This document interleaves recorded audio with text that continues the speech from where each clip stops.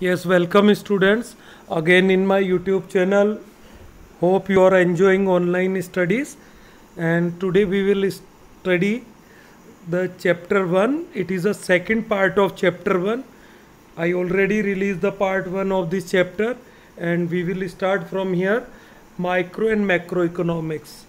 Then in 11th you are studying microeconomics and macroeconomics. आप 12th में उसको पढ़ेंगे. But here we need to find the difference between microeconomics and macroeconomics. So let's study. Then microeconomics deals with the economic issues or the economic problem related to microeconomics units like household, a firm or a industry. अब जैसा कि micro economics, तो micro शब्द से पता चलता है कि it is related to small, इसका मतलब होता है स्मॉल. सो माइक्रो इकोनॉमिक्स में हम एक individual firm, house hold, industries के बारे में पढ़ते हैं, जिसमें कि हमारे पास थ्योरी क्या आ जाती है.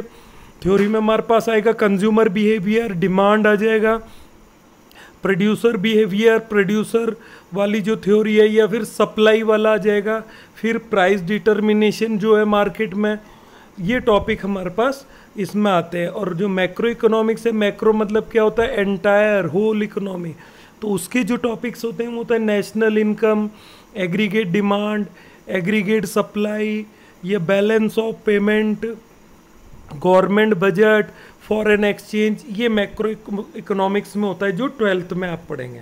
तो these issues and the problem are studied and addressed largely with the view of maximising individual welfare.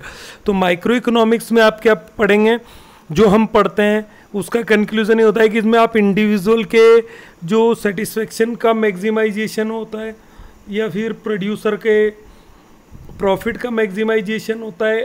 Totally मतलब इसमें आप इंडिविजुअली जो वेलफेयर है उसको कैसे मैक्सिमम करते हैं, इन इश्यूज और प्रॉब्लम को स्टडी करते हैं. Macro economics deal with the economics issues और economic problem at the level of economy as a whole. और मैक्रो इकोनॉमिक्स में आप पूरी इकोनॉमी को एज अ होल स्टडी करते हैं. दीज इश्यूज और the problem are studied and addressed keeping in mind the goals of social welfare of collective welfare. तो micro economics में तो आप इंडिविजुअली वेलफेयर के बारे में बात करते हैं, इंडिविजुअल जो प्रोड्यूसर होता है उसका वेलफेयर, कंज्यूमर का वेलफेयर हो गया. बट मैक्रो इकोनॉमिक्स में आप एज अ होल इकोनॉमी को लेके कलेक्टिव वेलफेयर या सोशल वेलफेयर के बारे में डिस्कस करते हैं, या उससे रिलेटेड प्रॉब्लम को स्टडी करते हैं.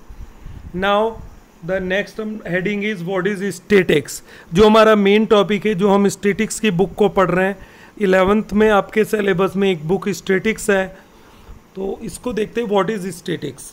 तो इवन अ लेमन एक स्टैटिक्स है, इकोनॉमिक्स है, sorry. This should be not be a difficult question. तो लेमन जो अपने इकोनॉमिक्स थे उनके अकॉर्डिंग अगर ये पूछा जाता है व्हाट इज स्टैटिक, तो ये बड़ा ही आसान क्वेश्चन है, ये एक टिपिकल क्वेश्चन नहीं है. If asked to define statics we can expect a layman to say that the statistics is something like a store of quantitative information. तो देखो सिंपल वर्ड्स में अगर बोलोगे what is statics, then it is a collection of quantitative information. जो quantitative information है, information in number, is called statics. जैसे आपके जो मार्क्स आते हैं क्लास टेस्ट में, यूनिट टेस्ट में, हाफ ईयरली, एनुअल, इन डेटास को कलेक्ट करके रिपोर्ट कार्ड में आप क्वांटिटेटिव इंफॉर्मेशन को रिप्रेजेंट करते हैं, then it is called statics. ठीक, यस इट इज़ ट्रू, बिल्कुल सही. ये क्वांटिटेटिव इंफॉर्मेशन का जो कलेक्शन है वही स्टैटिक्स है. स्टैटिक्स मीन क्वांटिटेटिव इंफॉर्मेशन और quantification of the facts and finding. जो फैक्ट्स और फाइंडिंग है उनका जो क्वांटिटेटिव इंफॉर्मेशन है वही हमारे पास स्टैटिक्स है. There must be a system, method और a technique to collect quantitative information. और इस क्वांटिटेटिव इंफॉर्मेशन को कलेक्ट करने के लिए हमारे पास डिफरेंट टेक्निक्स हैं, मेथड्स हैं, जिससे कि हम क्वांटिटेटिव इंफॉर्मेशन को कलेक्ट करते हैं. Also statical information may be a raw information. ये रॉ इंफॉर्मेशन हो सकती है, it need to be classified. जब आप डेटा कलेक्ट करते हैं then it is called raw information. Then you will arrange the data in tabular form and you will present the data in the different ways. We have different methods to represent the data. फिर data का interpretation होता है, analysis होता है, then we will get the conclusion. Just like after arranging your marks in your report card, then it is a presentation of data, and by comparing the data, by comparing the marks in the different subjects, we can easily conclude about your performance, your academic performance. Your parents, when your parents will see the report card, then they can easily conclude that in which subject you are good and in which subject you are average, in which subject you need to some supporting role, tuition, coaching, etc. Just like after seeing your 10th class mark sheet, you can easily decide that which subject faculty is better for you. Some students choose science stream, other go with the commerce, and some other with the art faculty. So it is a quantitative information. Statistics is quantitative, and first of all we need to collect the data. It is raw information. Then we need to classify the data, tabulate it, उनको tabular form में जमाना पड़ता है, और it need to be systematically presented. फिर आपको systematically presentation data का जरूरी होता है. One must learn the system of presentation and classification of data. तो हमको डेटा का क्लासिफिकेशन, उसके प्रेजेंटेशन को अच्छी तरह समझना पड़ेगा. In this book we will study all these methods and techniques. Also there must be a set of methods and techniques to condense the data. Maybe we find averages or percentage. Average और percentage कैसे निकालते हैं, जैसे आपके marksheet में आपकी grading होता है, परसेंटेज निकला हुआ होता है, ये भी हमको स्टैटिक्स में सीखना पड़ेगा. And above all there must be a set of methods और टेक्निक्स और the analysis of interpretation of the quantitative information. अब क्वांटिटेटिव इन्फॉर्मेशन का जो इंटरप्रिटेशन है, चाहे वो प्रेजेंटेशन है, एवरेज निकालना, डिफरेंट टूल्स का यूज़ करना, वो सब स्टैटिक्स में इंक्लूड होगा. A student of the economics has a study all these methods and techniques to understand and master the subject matter of statics. तो आपको इस सब्जेक्ट में मास्टर बनने के लिए, सब्जेक्ट मैटर में मास्टर बनने के लिए इन सभी टेक्निक्स को, जैसे हमारा स्टार्ट होगा कलेक्शन ऑफ डेटा, तो कलेक्शन ऑफ डेटा में भी we have different methods and different techniques, तो वो हमें पता होना चाहिए. फिर प्रेजेंटेशन के डिफरेंट टेक्निक्स आएंगे, डिफरेंट टूल्स आएंगे. फिर डेटा का एनालिसिस होता है, क्लासिफिकेशन होता है, प्रेजेंटेशन के डिफरेंट मेथड है, एवरेज निकालना, mean, mode, median, correlation, index number, ये सारी चीज़ें हमको स्टडी करनी पड़ेंगी as a student of economics. Thus, unlike a layman, a student of economics cannot relax taking statistics just as the pool of quantitative information. अब देखो statics की जो डेफिनेशन है वो तो होता है कि collection of quantitative information, but the student of economic वो सिर्फ इस लाइन को याद करके रेस्ट मोड में नहीं जा सकते हैं. They need to study deeply, उनको डीपली पढ़ना पड़ेगा. उसमें सारी टेक्निक्स आएंगी, चाहे वो डेटा कलेक्शन की हो, डेटा प्रेजेंटेशन की हो, ग्राफिकल प्रेजेंटेशन होगा, पाई डायग्राम होगा, मीन, मोड, मीडियन निकालना, कोरिलेशन निकालना, डिप्रेशन का स्टडी करना, या फिर इंडेक्स नंबर हो गया. इन सबको आपको हार्ड वर्क करना पड़ेगा to be a master in economics. Instead, he is also to look into the methods or techniques relating to the collection, classification, presentation, analysis and well as interpretation. तो आपको इन सभी steps को पूरे अच्छी तरह समझना पड़ेगा. जैसे पहला है कलेक्शन ऑफ डेटा, पहला अपने पास आता है कलेक्शन ऑफ डेटा, क्लासिफिकेशन होगा, प्रेजेंटेशन होगा, एनालिसिस होगा एज वेल एज इंटरप्रिटेशन, और लास्ट में जाके आप कहीं उससे कंक्लूजन निकाल सकते हैं. तो ये सभी जो स्टेप्स हैं ये आपके स्टैटिक्स की स्टडी के इम्पोर्टेंट स्टेप्स हैं. अब वन बाय वन चैप्टर हम इनको क्लियर करेंगे. In the view of such vastness of the subject matter, statics is defined both as singular sense and plural sense. तो जब हमारा सब्जेक्ट मैटर इतना वास्ट है, इतना बड़ा है, इतना फैला हुआ है, तो हम इसको दो पार्ट में डिवाइड करते हैं, statics as a singular sense में और प्लूरल सेंस दोनों में. ठीक, यहाँ पे एक बॉक्स दिया गया है, ऑलवेज बियर इन माइंड. आपको हमेशा अपने दिमाग में क्या रखना है, ओनली द एवरेजेस और the aggregate of the data that relate to some inquiry like population growth in India or some phenomena like the inverse relationship between price of a commodity and a demand. तो यह दो example हैं कि जो सारे related aggregates है data के, चाहे हमारे पॉपुलेशन का हो, सेंसस हो, पॉपुलेशन का फिनोमिना हो, या जो relation between demand and price है, इन दोनों के बीच में इन्वर्स रिलेशन होता है. प्राइस बढ़ता है तो डिमांड कम हो जाता है, प्राइस घटता है तो डिमांड बढ़ जाता है, और are to be taken as statics. तो आपको अपने दिमाग में रखना है ये सारी चीज़ें जो एग्रीगेशन ऑफ डेटा है डिफरेंट वेज से, ये स्टेटिक्स है. Do not take statistics as some quantitative information relating to an individual like you have 2 brothers or 3 sisters. आप सिर्फ ये ना सोचें कि आपके 2 भाई हैं, 3 बहनें हैं, ये क्वांटिटेटिव इन्फॉर्मेशन है, ये स्टेटिक्स है. तो स्टेटिक्स काफ़ी डीपली है. तो जिसमें 2 एग्जाम्पल दिए अपने पास, पॉपुलेशन का और डिमांड का. ऐसे ही सप्लाई की थ्योरी हो सकती है, लिविंग स्टैंडर्ड जानने के लिए डेटा कलेक्ट हो सकता है. तो ये सभी स्टेटिक्स का पार्ट है. अब अपने पास आता है स्टेटिक्स अ प्यूरल नाउन. एक प्यूरल नाउन में हमारे पास स्टेटिक्स का क्या मतलब होता है. ठीक, in a plural sense statics refer to the information in terms of number और न्यूमेरिकल डेटा. ये नंबर और न्यूमेरिकल डेटा का इंफॉर्मेशन होता है, such as population statics, employment statics, static concern public entrepreneur ETC. तो ये जो सारे अपने पास एग्जाम्पल हैं, चाहे पॉपुलेशन स्टेटिक्स हो, एम्प्लॉयमेंट स्टेटिक्स हो, static concern with public expenditure, तो ये सब हमारा स्टेटिक्स का पार्ट है. However any numerical information is not statics. हर न्यूमेरिकल जो इंफॉर्मेशन है वो स्टेटिक्स नहीं होती, जबकि स्टेटिक्स तो क्वांटिटिव जो है न्यूमेरिकल इंफॉर्मेशन है.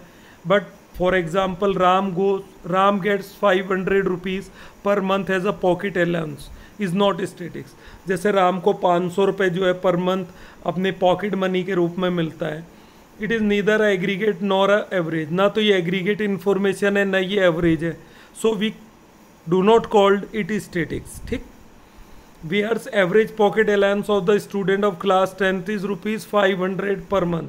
अगर ऐसा बोला जाता है कि 10th जो इस क्लास के बच्चे हैं उनका एवरेज पॉकेट जो मनी है वो 500 रुपीज़ है, तो ये एग्रीगेशन हो गया कि सभी बच्चों का एग्रीगेट एवरेज निकाला गया, then it is statics.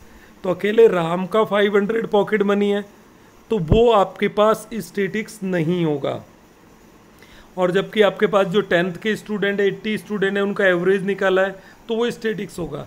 In class 11th compared to just 8 in the class 12th of your school statics. यह दूसरा एग्जाम्पल है.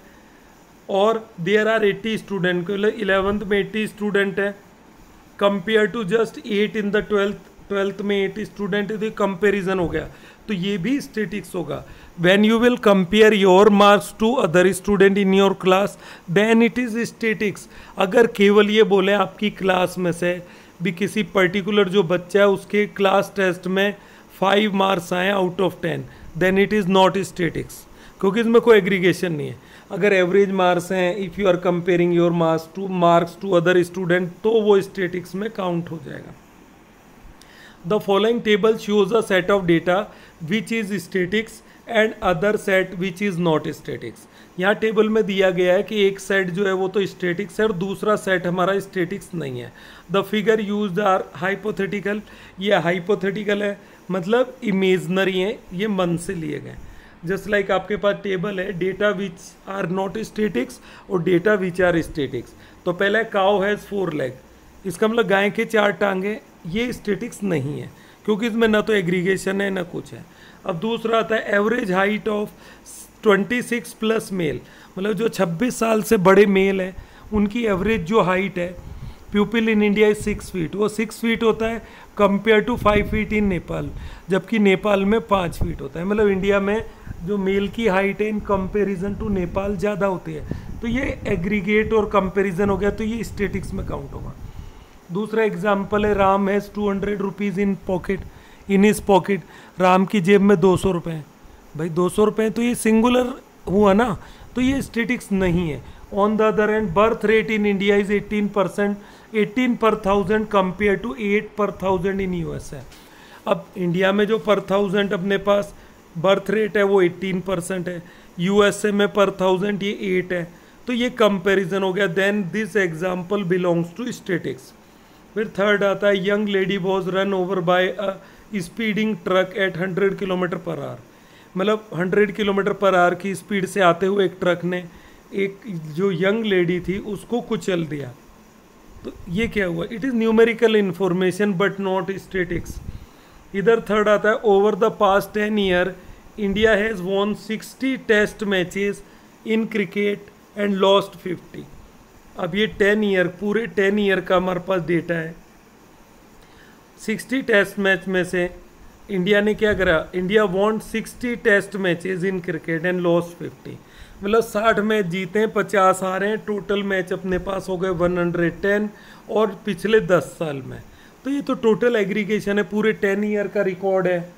और विनिंग और जो लूजिंग वाला है वो दोनों साइड दे रखे हैं, तो एग्रीगेशन है।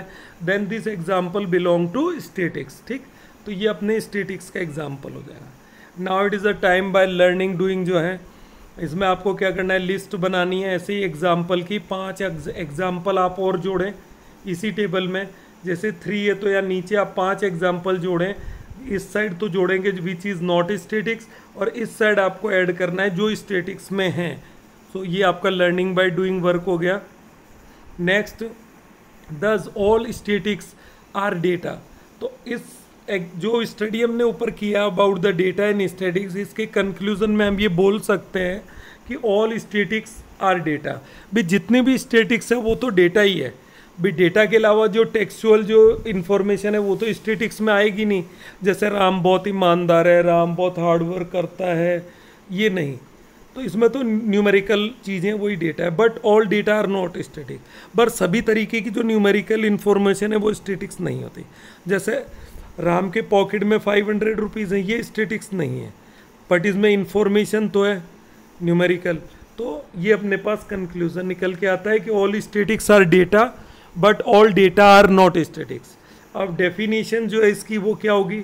इन the plural sense this is how statistics define. हम प्यूरल सेंस में स्टैटिक्स को कैसे डिफाइन कर सकते हैं?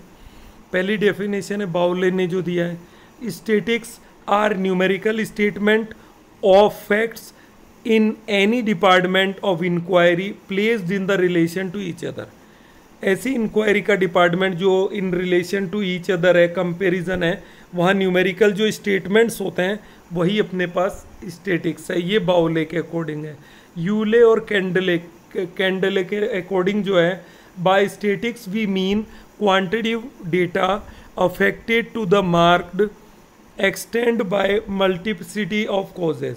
मतलब जो हमारे पास डेटा जो कलेक्टेड है उन पे कई चीज़ों का असर पड़ता है, और ये जो स्टैटिकल क्वांटिटेटिव इंफॉर्मेशन है डेटा के फॉर्म में वो स्टैटिक्स होती है। ठीक, फिर अपने पास आता है इन डेफिनेशन में से आप एक बाउले वाली जो है याद रख सकते हैं क्या। फिर आता है distinctions between quantitative and qualitative data. Quantitative data और क्वालिटेटिव जो डेटा, इनमें डिफरेंस क्या है देखें आप ध्यान से। There is related to the distinction between quantitative variables and qualitative variables। There are quantitative variables like income, expenditure। अब जो क्वांटिटेटिव इंफॉर्मेशन है उसमें आता है आपका इनकम, एक्सपेंडिचर आ जाएगा, इन्वेस्टमेंट आ जाएगा, which can be expressed in numerical terms. इनको आप न्यूमेरिकल टर्म्स में एक्सप्रेस कर सकते हैं। Per capita income in India was 40,000 rupees per month. अब जैसे बताया कि इंडिया का जो पर कैपिटा इनकम था 40,000 पर मंथ था, वॉज से अब पर कैपिटा एक्सपेंडिचर है 30,000 per month, and net investment जो है और कैपिटल जो फॉर्मेशन है वॉज 10,000 करोड़ रुपीज़, 10,000 करोड़ है इन ईयर 18-19 में था। All such data are called quantitative information. ये जो एग्जाम्पल हैं, चाहे वो हमारे नेशनल इनकम का हो, एक्सपेंडिचर हो, पर कैपिटा एक्सपेंडिचर हो, या कैपिटल फॉर्मेशन मतलब इन्वेस्टमेंट का हो, ये सब आपके पास क्वांटिटेटिव डेटाज हैं विच इज़ कॉल्ड स्टैटिक्स, जिसको आप स्टैटिक्स बोलते हैं। On the other end there are qualitative in attributes like IQ level of the different individual, beauty of the individual, कौन कितना सुंदर है, which can not be express in numerical term. इनको numbers में नहीं बता सकते, जैसे कौन कितना ईमानदार है, कौन कितना स्मार्ट है, कौन कितना ब्यूटीफुल है, तो वी कैन नॉट से इन नंबर्स। सो ये जो है ये क्वालिटेटिव इंफॉर्मेशन है विच is not called statics. Individual which cannot be expressed in numerical terms, these attributes refer to the quantitative characteristics of the objects. These जो हमने पास आता है, these can be ranked or rated as a good, very good or excellent. तो इनको हम rank दे सकते हैं 1 2 3। हम इनको नंबर्स में नहीं रिप्रेजेंट कर सकते हैं, रैंक देंगे कि नंबर 1 पे आया, मिस वर्ड ये है, रनर अप, विनर अप, ऐसे। We may give them rank 1 2 3 etc. All such data are called qualitative data. तो ये आपका जो बॉक्स है इस बात को क्लियर करता है what is the difference between quantitative data and qualitative data. Briefly, which quantitative data refer to quantitative variables, qualitative data refers to the qualitative attributes of the different objects. तो qualitative attributes में हमने your honesty आ जाता है, your hard working के हैं वो आ जाता है, स्मार्टनेस आ जाता है, ये सारी चीज़ें जिनको हम रैंक देते हैं। नाउ हमारे पास आता है फीचर और characteristic of the statics in the plural sense और एज अ न्यूमेरिकल डेटा। इसके जो मेन फीचर्स हैं वो क्या होंगे, इसको हम देख लेते हैं। Hope you are enjoying. कोई प्रॉब्लम हो तो आप पूछ। Yes students, we are studying the feature of और characteristic of the statics in the plural sense of the numerical data. जो न्यूमेरिकल डेटा हमने स्टैटिक्स पढ़ा था कि जो एग्रीगेट्स होता है वो अपने पास स्टैटिक्स होती है। Then what is the feature, then first feature is aggregate of facts. The statistics is always the aggregation of the facts. ये फैक्ट्स का एग्रीगेशन होता है। A single number does not constitute a statistics. मतलब single जो number है, जैसे एक example हमने पढ़ा था कि that Ram has 500 rupees in his pocket, that it is not called statistics. But the average pocket money of 11th commerce student is 500 rupees per month, then it is statistics because it is the aggregation of the datas. No conclusion can be drawn from it. अगर वो singular form में होता है तो उससे कोई conclusion नहीं निकलता। It is only the aggregate number of facts that is called statics. तो हमारे पास जो एग्रीगेट नंबर का जो फैक्ट्स होता है वही स्टैटिक्स कहलाएगा। As the same can be compared and conclusions can be drawn from them. For example, if it is stated that there are 1000 students in our college, then it has no statistical significance. अगर ऐसा कहा जाता है कि हमारे school में college में 1000 student हैं तो ये तो सिंगुलर इंफॉर्मेशन होगी, then it is not statistics. मतलब इसका स्टैटिक्स में कोई सिग्निफिकेंस नहीं है। But if it is stated, पर अगर ऐसा कहा जाता है that there are 300 student in art faculty and 400 in commerce faculty and 300 in science faculty in our college or school, it makes statistical sense. तो यहाँ इससे statistical sense निकलेगा because we can compare the number of students in different faculties. It makes statistical sense and this data conveys statistical information. Similarly, if it is stated that population of India is 134 crore or that the value of total exports from India is 23,07,726 crore, इतना जो करोड़ है, then these aggregate of facts will be termed as statics. तो इनको statics बोला जाएगा. It can therefore be conclude all statics are expressed in the number but all numbers are not statics. तो ये जो लाइन है कि all statics are expressed in number, सारी statics नंबर में होगी बट सारे नंबर स्टैटिक्स नहीं होंगे। ओनली एग्रीगेट ऑफ फैक्ट्स जो नंबर है वही स्टैटिक्स होगा। Then second feature is numerically express. जो स्टैटिकल इंफॉर्मेशन है उसको सिर्फ और सिर्फ न्यूमेरिकली एक्सप्रेस जिसको करते हैं वही स्टैटिक्स में इंक्लूड है। Statistics are express in terms of numbers.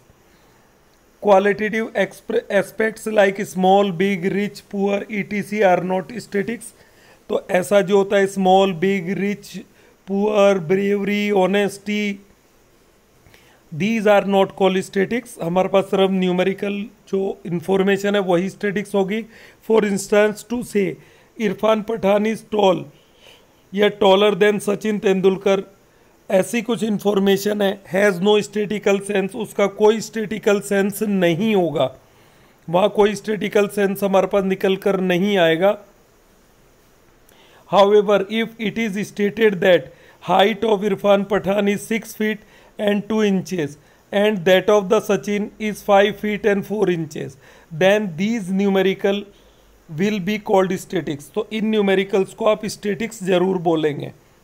ठीक, नंबर 3 अपने पास फीचर आता है मल्टीप्लिसिटी ऑफ कॉजेस, मतलब जो स्टेटिकल फैक्ट्स है उसमें कई चीज़ों का असर पड़ता है। Statistics are not affected by any singular factor but are influenced by many factor, इस पे कई फैक्टर्स का असर पड़ता है। Had they been affected by one factor alone then by removing that factor they would lose all these significance. अगर आप इन factors को हटाते हैं, अगर उस पर had they been affected by one factor, अगर वो एक फैक्टर से अफेक्ट होते हैं तो उस फैक्टर को रिमूव करने पे would lose all the significance, सारा का सारा उसका जो महत्व है वो जाता रहेगा। For instance 30% rise in price may have been due to the several causes, मतलब किसी चीज़ की अगर प्राइस बढ़ जाती है then it is not only due to one factor, there are various factor. जो प्राइस राइज है वो कई कारणों से बढ़ती है। रॉ मटेरियल महंगा हो सकता है, लेबर का कॉस्ट बढ़ सकता है, अवेलेबिलिटी ऑफ रिसोर्सेज बढ़ सकता है, जीएसटी या गवर्नमेंट अदर जो टैक्स हैं, गवर्नमेंट प्लान स्कीम पॉलिसी इसके लिए जिम्मेदार हो सकता है। Like reduction in supply increase in demand, reduction in जो सप्लाई है, सप्लाई अगर कम होती है वो डिमांड को बढ़ा देती है। Shortage of power, rise in wages, rise in taxes, ये सारे प्राइस राइज के रीज़न हो सकते हैं। तो स्टैटिकल जो फैक्ट्स होते हैं उस पर कई चीज़ों का असर पड़ता है। Multiplicity of causes, this is another feature of statistics. Then number 4 reasonable accuracy, a reasonable degree of accuracy must be kept in the view while collecting statistical data। तो रीजनेबल जो एक्यूरेसी है वो हमारे दिमाग में रहना चाहिए while collecting statistical data। This accuracy depends on the purpose of investigation, जो इन्वेस्टिगेशन के पर्पस पे डिपेंड करता है।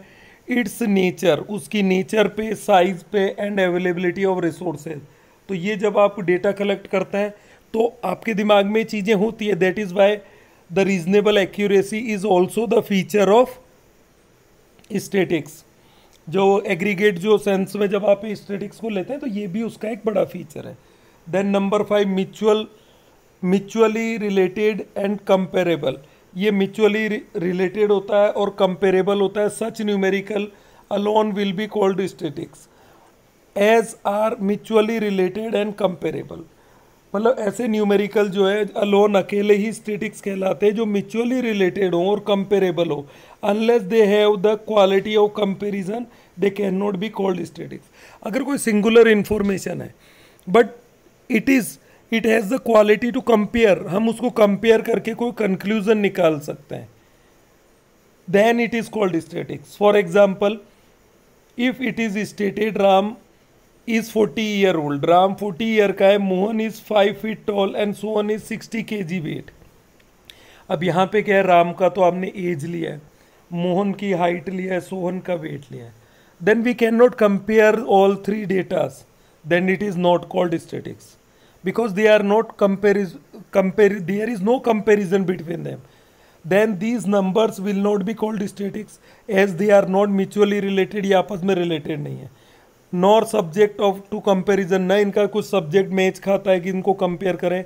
however if the age, height and the weight of all threes are interrelated, ये interrelated है, then the same will be considered as statics। अगर आप इनको सिर्फ हाइट वेट में देखेंगे तो हम कंपेयर नहीं कर सकते, ना इनमें सब्जेक्ट मैटर है। However if the age, height and weight, अगर एक ही पर्सन की एज, हाइट और वेट आप ले लेते हैं देन दे आर इंटरलिंक्ड, तो ये इंटरलिंक्ड होंगे, तो ये स्टैटिक्स हो सकती है एक ही आदमी के हाइट वेट और लिए, बट डिफरेंट पर्सन के आप डिफरेंट चीज़ें ले रहे हैं, then so mutually related and comparable जो है स्टैटिक्स का एक बड़ा फीचर हो जाता है। Number 6 pre determined objective, statics में जब आप डेटा कलेक्ट करते हैं तो आपके पास ऑब्जेक्टिव प्री डिटरमाइंड होते हैं। अब डॉक्टर टेम्परेचर क्यों लेता है पेशेंट का, क्योंकि उसको इलाज करना है, देन प्री डिटरमाइंड ऑब्जेक्टिव है। ठीक, आप स्कूल पढ़ने आते हैं, ये टीचर आपसे आपका नाम पूछता है, अदर डेटा पूछता है, देन उसका प्री ऑब्जेक्ट होता है पहले से decide. Statistics are collected with some predetermined objective. Any information collect without any definite objective will only be the numerical value. अगर वो बिना कोई ऑब्जेक्टिव के पहले का डेटा कलेक्ट कर लेते हैं बिना कुछ सोचें तो सिर्फ एक न्यूमेरिकल इंफॉर्मेशन बन के रह जाएगी एंड नॉट स्टैटिक्स, स्टैटिक्स नहीं होगी। If data pertaining to the farmer of the village is collected there must be some predetermined objective. अगर आपने गांव में किसानों से कोई डेटा कलेक्ट किया है, वो कितनी फसल उगाता है, कितना खेत है, कैसे उगाता है, जो भी उसकी डेटाज हैं, तो उसके पीछे प्री डिटरमाइंड ऑब्जेक्टिव होगा कि आप वो फार्मर की कंडीशन जानना चाहते हैं। Whether the statistics are collected for the purpose of knowing their economic position, या तो आप किसान की इकोनॉमिक पोजिशन जानना चाहते हैं और distribution of land among them, उनमें लैंड का डिस्ट्रीब्यूशन जानना चाहते हैं, और देयर टोटल पॉपुलेशन, वहाँ गांव की टोटल पॉपुलेशन जानना चाहते हैं, और फॉर एनी अदर पर्पस, कोई दूसरा पर्पस होगा, all this objective must be pre determined. तो ये सारे जो पर्पस हैं प्री डिटरमाइंड होते हैं, पहले से डिसाइड है। नंबर 7, इन्यूमरेटेड और एस्टिमेटेड। स्टैटिक्स में बी कलेक्टेड बाय इन्यूमरेटर। अब स्टैटिक्स में डेटा ये तो इन्यूमरेटर कलेक्ट करता है या आप एस्टिमेशन उसका आइडिया लगाते हैं। If the field of investigation is vast, अगर आपका इन्वेस्टिगेशन का फील्ड बहुत बड़ा है, बहुत बड़े एरिया में सर्वे कंडक्ट करना है, द प्रोसीजर ऑफ एस्टिमेशन में बी हेल्पफुल, तो आप एक एस्टिमेशन लगाएंगे। मतलब आपने थोड़े से एरिया में सर्वे किया और उस आधार पे बाकी सबका इमेजिन कर लिया। For example 1 lakh people attended the rally addressed by the prime minister in Delhi and 2 lakh in Mumbai. भी दिल्ली में जब प्राइम मिनिस्टर ने भाषण दिया तो वहाँ पे 1 लाख लोगों ने उनको सुना और मुंबई में 2 लाख लोगों को। तो एक्चुअली में उस टाइम कोई भी मीडिया जो है मीडिया हाउस है वो वहाँ पे काउंट नहीं करता भी कितने लोग आए। एक्चुअली वो गैदरिंग से आइडिया लगा लेते हैं कि हाँ लगभग 2 लाख लोग होंगे, 1 लाख लोग होंगे। बिकॉज इतने लोगों को कौन गिनेगा इतने कम टाइम में, क्योंकि लोग आते हैं, प्रधानमंत्री का भाषण होता है आधा घंटा और आधे घंटे बाद वो चले जाते हैं। Then this work can not be done by in 30 minutes कि 1 लाख लोगों को गिना जाए। सो वहाँ पे आपका जो एस्टिमेशन वाला जो प्रोसीजर है वो काम करेगा। These statistics are based on estimation and against it if it the field of inquiry is limited, अगर वो फील्ड ऑफ इंक्वायरी लिमिटेड है, the enumeration method is appropriate. तो अगर एरिया कम है तो आप वहाँ पे जाके गिन सकते हैं उनको, प्रॉपर 1 बाय 1 आप उनको गिन सकते हैं, तो वो आपके लिए हेल्पफुल हो जाएगा। इस मेथड में एप्रोप्राइट मेथड हो जाएगा।